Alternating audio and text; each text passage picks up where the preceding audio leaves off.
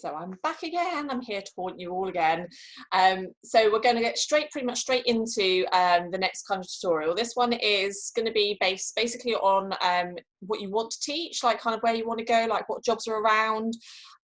So this is kind of taking a little step back from the exact having your own academy kind of thing and looking at what other jobs are available, because that might not be a route you want to go down. And so I thought it was probably best that we kind of covered those kind of routes. So I'm going to do another screen share as well, because I've got obviously a couple of slides together. Sometimes just the visual kind of helps a little bit more, doesn't it? So we're going to get started on this particular area. So we want to look at where you want to go about kind of teaching, really. So obviously, you know, you've decided you wanted to teach and embark on that. Maybe you've done your AET yet, maybe you haven't, but it's what areas can you kind of go into, really. So what are your options?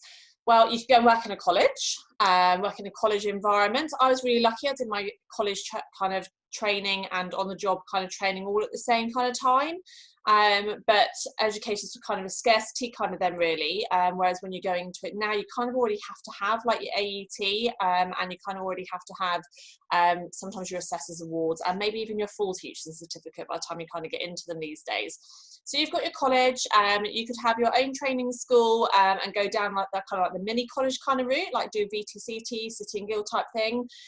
You could have your own school and do more independent accreditation, or you might do a mix of both. You could be a brand trainer, or you could be sort of a self-employed sort of trainer, or working kind of through like a franchise kind of system, because there's quite a few of those around as well. So if you can do the college, obviously they teach anything from level 1 all the way up to level 4 in terms of delivery. So that covers quite a lot of skills and a range of skills as well. So various different levels, and they now break those down into things like VRQs, MVQs, the end assessments and things like that as well.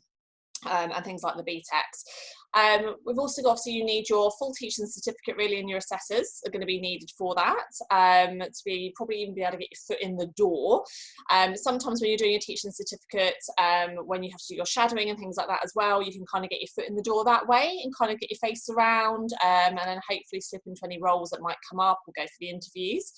And you have to make sure that you have your CPD as well. You have to fulfill, usually for most awarding bodies, the equivalent of 30 hours CPD. So that's pro rata usually if you're like kind of part-time, but me as a full-timer, when I used to do that, that was like 30 hours of CPD a year. And that had to be, and that wasn't going on trips or reading books or anything like that. That was like hands-on, practical, trying to find something else that I needed to learn, or upskill, or kind of, you know, get like a different deviation of the same kind of thing. You're obviously then subject to Ofsted inspections. Ofsted will obviously come out and inspect, because these are all kind of funded areas as well, and obviously they happen sometimes yearly, sometimes every couple of years. It really depends on how the college itself is performing, and how the department that you're in is performing and things as well. So you go through that kind of formal auditing, really, I guess. And then something that happens twice a year is you will have like an EQA visit. So you'll have an external auditor's kind of visit based from the awarding body. So they want to make sure that you're obviously ticking the right boxes, filling the awarding body's requirements as well, because obviously it's their name and their reputation also going on the certificate. And then also you have the internal quality assurance as well, which is the internal kind of auditing kind of system as well. So on a ground level, kind of making sure you all check each other to make sure you're all adhering to the same standards, and that you're all saying the same thing as well, singing from the same hymn sheet. The majority of the classes are going to be quite large. They range from sort of 15 to 20 per class. I even taught a couple of classes at 30 at one point, towards the kind of last few years of my teaching career in a college. So it really just depends on the individual college that you've got, and obviously with things like that you'll work with things like KPIs as well. So you'll have key performance indicators that you will need to be working towards. I used to have statistical data I used to have to present for every learner that every learner that doesn't complete. You have to be able to dictate why, what measures did you put into place, there is an issue. As well, you have to, like every learner that maybe wants to leave during the academic year, again, you've got to answer and justify for everything. All of it, it's all a numbers game as well. It's very, very rewarding though. You get some amazing students, and I had some really fantastic years, and I've got some very fond memories, and I can still remember a lot of their names, and I did 14 years teaching in an FE college, and some of them have been my students now. Some of them now own salons as well. Most of them own salons in my local area, which is fantastic to see them flying really high. So it has been really rewarding. Obviously it's a 35-week academic year in terms of teaching, but usually when you're in that type of role, I used to get about 4 weeks kind of holiday kind of during the year. So you would take kind of a little bit here and there and everywhere, but obviously you've got a lot of admin stuff that you've got to do. You've got to finish off the old year, prep for the new year, tweak things, change things. You've got new guidelines that come in, new funding requirements, everything kind of changes.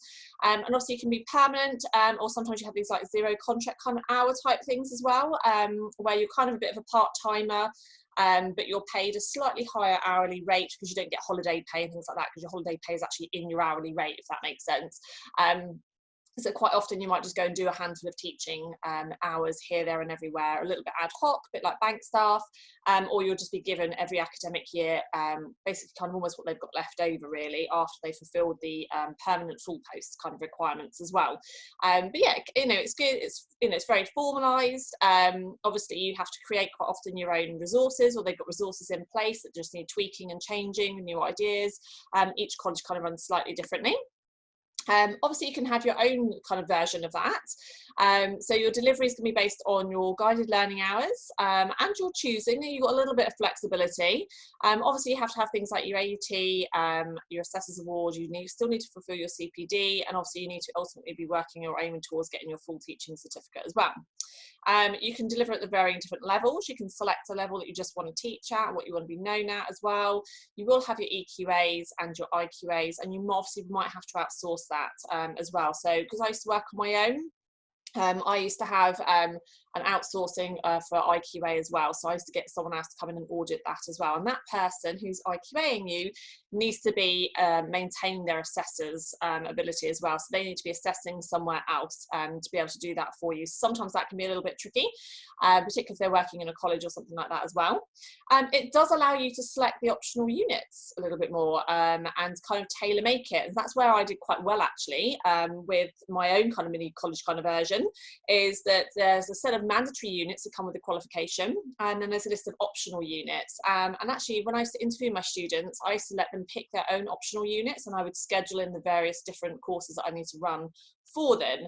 And so my students would just dip in and out depending on what unit block they were particularly aiming at learning to fulfill their requirement, because everything's given a credit score with all of the qualification units, and you just have to build up the right number of credits to be able to claim for a whole qualification for that, for your students to kind of go through. So the only thing you need to kind of bear in mind with something like that is that you do have a minimum spend, or you might have an examination fee. So people like providers like CIBTAC have an examination fee, and you book them to come in and do an exam kind of situation for your learners to pass and to complete their course, but you need to pay for that. Or with someone like VTCC, you'll have a minimum spend that you need to get in your registrations every year, and that minimum spend has to be met, and if you don't meet your minimum spend in terms of your purchasing registrations, you do need to make up the shortfall. So you do need to plan that in a little bit. It's really easy to get sidetracked with everything else and forget actually that you're going to need X amount of bodies coming through per year to make sure you hit the minimum spend. Because I have to say, I do begrudge paying something,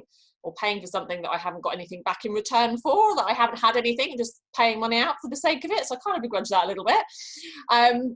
So you need to make sure you're really on that. And obviously, you can go through bigger providers like City and Guilds. They usually require you to have slightly bigger numbers kind of coming through. ITEC's a little bit like CIBTAC as well. They have independent examiners that will come in and do the examination side of it. And you just have to present like things like case studies and things like that as well. You have to do the internal marking, but all the main kind of examinations for practical and theory are all externally based as well. So you do have a kind of a few options for things like that. You can have your own self-accredited training school as well. So then you can be looking at the independent accreditation body, so not doing quite the sort of more formal qualification with all the units. You can just select a particular skill. Obviously the accreditation provided is basically by sort of insurance companies and underwriters, so you have got to fulfill their requirements, but that's where that's coming from. You will need to do your approval forms, and you will need your AET as a bare minimum for that.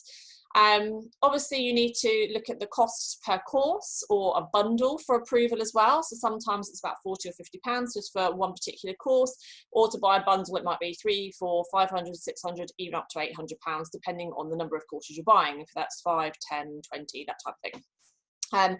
Obviously your approvals based on that being your requirements being met, about your setup, and also for what you've written in your manuals as well. It isn't subjected to any auditing by any external bodies as such at the moment, so there is no other auditing other than when you submit your manual, and that you resubmit you have your renewal system every year as well. So any updates that you do, you need to obviously let them know what your updates are, otherwise they'll assume you're still handing out the same stuff. But you do have free reign on the design of your course as well. So you can make it as large or as short as you want to. You can put what you want into it, providing you've met the basic kind of requirements as well. Then you can also go into be a brand trainer as well. Your AET is not always required necessarily. I do know some of the big brands that don't need that because they do their own kind of internal kind of training as well for it. So you don't always need your AET, but some of them do. Obviously then like things like your lesson plans and your course delivery quite often is supplied for you as well. So they tend to have all their own paperwork that you need to just basically learn inside and out, and read around the subject area for, so that you can deliver that. Because obviously, being a brand as well, they like to have everything very uniformed, and so it should be as well. And often a large proportion of the work can be found for you. You don't always have to find your own work. Some of them do, some of them insist on you doing that. Some of them it comes through like a central place first, and you're the person for that area. Obviously you'd have the company policies and values to adhere to as well. So that you don't bring the brand into disrepute, and that you follow all their lesson plans and their training, their guidelines and things like that as well. And obviously, usually when it comes to things like pay-wise, it's usually a per daily training rate, or sometimes it's a per student rate, like a per head. So I've done like a daily training rate for companies that I've worked for in the past. And that's just a set fee for the day, no matter how many students I had on there. And then some of them, obviously it was a per student rate as well. The per student rate sometimes is a bit handier, depends on what the daily rate's like, but the per student rate sometimes handier because obviously the more students you encourage to get on course and things like that as well, or to book onto the next course, obviously you're then going to potentially earn a bit more money for that day. And obviously it depends on your setup as to how many you can have. And some of the companies will limit the number of students per course as well anyway, because that might be, again, part of their company values and their policies. And then obviously you can be sort of contracted to have specific days that you work for them, which I've had that, or you can have an ad hoc where it's just based on the bookings purely. So then obviously that comes down to you then sometimes to kind of push the booking system a little bit further forward as well. And then obviously you could be like a self-employed trainer as well. There are a lot of companies in the UK that do independent accredited kind of training. You will need your AET for that as well. They will often supply your training manuals because you'll be working sort of under their sort of brand name as well, I guess. They've got their own kind of brand. And obviously they will give you assistance in finding students. They'll have like a main page or a main kind of website, but again, you're that person for the area, but it's not necessarily like a brand in a brand sense, like a product brand or something like that. It's more of a training kind of brand. And so there's probably about 5 or 6 companies actually that do that type of thing, that are sort of more kind of like franchises, I guess, in a way, but you're not necessarily paying to be part of that. You're just paid as on a self-employed basis. So primarily it's your responsibility to fill your own classes with these. It's usually like a per head kind of payment, and quite often the student can be sent some of the paperwork in advance to download, and therefore that obviously helps them to kind of protect some of their intellectual data and still give them sometimes that control that they like as well with some of these companies. So this can be quite a good way to kind of start up as well. Maybe you don't want to do all of the accrediting kind of stuff yourself. But, you know, with companies like this, they'll take their cut maybe from the booking fee, or from like a pre-read or something like that. And then you'll get the leftover sort of as like your daily training rates. That becomes like your per head kind of rate. So you'll get like the course fee, if that makes sense. So there are different ways of looking at it. And obviously there's some really good advantages to that as well as setting up on your own. But sometimes if you're not quite there yet, or you don't quite want to go down that route, you want to sort of try it a little bit more, then maybe working with an established company that's particularly, you know, there's some that have got very good reputations in the UK, maybe that might be quite a helpful kind of route to kind of go down for you. What's best? Honestly, it really depends on you. It depends on what you want to do, where you see yourself in the future. There's pros and cons for all of them. Every single one of those has pros and cons for it. I've dabbled in probably most of that, to be honest, but they all have pros and cons. They all fit for a purpose, depending on your lifestyle at the time and what your wants and needs are. So I think it's just going to be very circumstance dependent, really. I think it depends on your level of commitment you're able to give, or the hours, and it's going to be based on your teaching qualifications as well that might hamper you into going to certain other places. It's also going to be about your desire to be in control, or your ability to comply with awarding body requirements or their fees as well. So whether you can tick some of those boxes is going to depend on what's going to suit you as well. So it really does depend on you. I think it's very much a personal choice about which way you want to go down, what's going to fit in with your lifestyle, fit in with your current business. If you've got a current business, or if you're restarting up some bits, maybe you've relocated or something like that as well, depending where you are in terms of your learning teacher journey as well. Again, it's the same kind of thing. So it really is very much dependent on you and where you see it's, you know, it's going to fit better into your lifestyle, really. And then lastly, you know, is the accreditation needed? This one is a little bit kind of handbags at all, everybody, because it is a hot topic, and there are many debates that go on this, that leave very, very long threads, I will say. I think the accreditation side of things, honestly, I think it's here to stay. I don't think we're going to get rid of that. The sort of self-accreditation type stuff with like people like ABT and the Guild and all that kind of, all those kind of people. For some people, it gives them a sense of validation for it, and security as well for the student, the learner, to have something that has been accredited, particularly for the money that's being invested as well into it. So it's not needed for maybe every little thing, but there is obviously money that's going to be invested into that as well. So you do need to kind of think about that. Obviously, the main thing I would say is, like, you know, obviously the national occupational standards have to be followed, ones that's kind of set by like HABIA, that then kind of filter down to our typical level 1s, 2s, 3s, 4s, that type of thing anyway. I think the independent courses should be mapped over to that. I think we have a responsibility to do that. And I think you should then, you know, ask questions of others, ask questions of yourself about whether you're teaching and adhering to that. And obviously, ultimately, the learning part of it has got to be the heart of that, the centre of that. Basically, when you're asking yourself those questions about what it is that you're planning on doing in terms of teaching, in terms of accreditation, getting that validation for it as well, ultimately it's got to be about the learning. What's best for the learning, what's best for the learner as well. And obviously you need to read up as much as possible, research, keep yourself updated on the different kind of requirements that are coming through at this kind of level as well, and have a really good think about it. Now, I think when it comes to accreditation, it wasn't necessarily always there, but I think it's there now, isn't it? And I think there are some things, if it's just a slight deviation on a skill, for example, if you're well proficient in things like, say, like gel polish or nail art or something like that, or extension work maybe, you know, I don't think you necessarily, if you're doing extensions, maybe necessarily have to go and get an accredited course to do the nail art side of things. If you're already very proficient, say, in acrylic, then my personal belief, and others may, you know, differ, and that's absolutely fine because we're all entitled to our opinions, aren't we? But my personal belief is that, you know, you can go to like a workshop kind of thing. You know, if you want a certificate, you can have a certificate of attendance, that's cool, but it's a deviation on a skill that you've already got. So you're not you're learning a technique and adding to a technique. I don't think we need an accredited certificate for absolutely every single little thing that we do.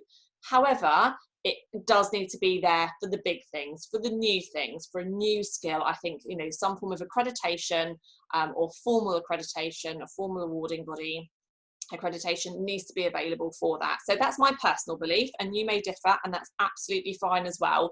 But whether we like it or not, I think these companies are here to stay as well anyway for this type of thing, even though we may not have had that in the past before when we've done all our learning many a moon ago. We pretty much only had like the sort of MVQ type kind of routes and things, and our sort of brand training. And so it has been a bit of a boom kind of business, I think, the accreditation, but it is here to stay. And so I feel like we need to play the game properly with this. But I think, you know, when it comes to certain skills, and like I said, just like a small deviation to something, like adding that like nail art onto something really small, if you've already got that background knowledge and you already know how that system works really well, and you're just tweaking your learning a little bit, adding a new technique, I don't see why that can't be in a workshop. It doesn't really need to be an accredited, certificated thing. I think that's when it becomes a money-making kind of exercise at that point as well. But each to their own. I hope this has all been helpful, and happy to give you some food for thought in terms of where it is you can kind of set yourself up in terms of training anyway and becoming an educator. And as ever, if you've got any questions as well, then obviously you can let me know. I'm more than happy to answer your questions. Pop in the comments, PM me directly. That's not a problem. I don't mind. That's absolutely fine. And I look forward to talking to you again soon. So take care.